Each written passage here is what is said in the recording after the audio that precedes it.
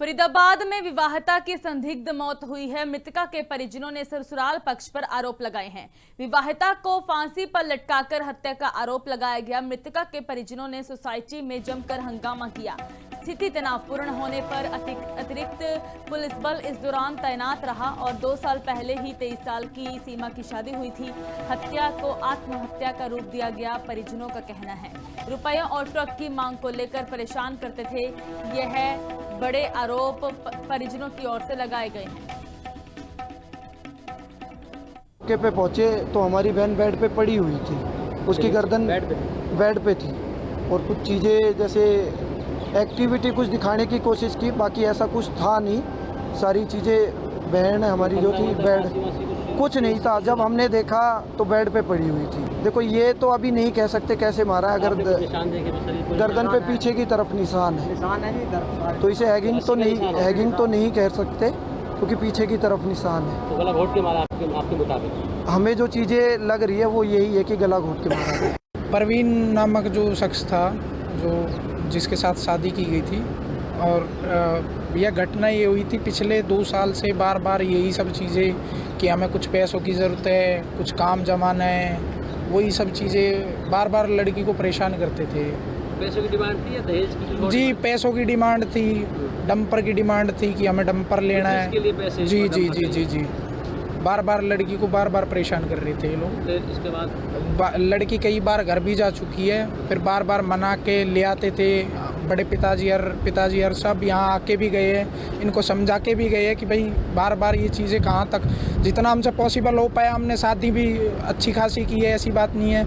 और बाकी इनको बाद में भी इनकी डिमांडें पूरी करी गई है, उसके बावजूद भी अभी उनका पोस्टमार्टम करा रहे हैं। दहेज हत्या का मुकदमा दर्ज कर लिया है।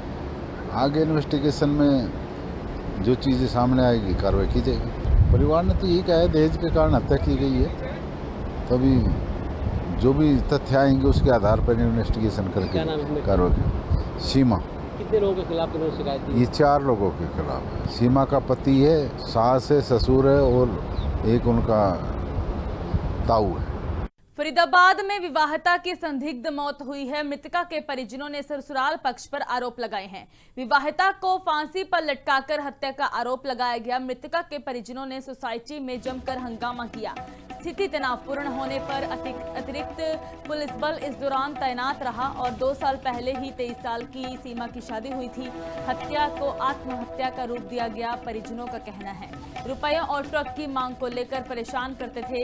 यह बड़े आरोप परिजनों की ओर से लगाए गए हैं।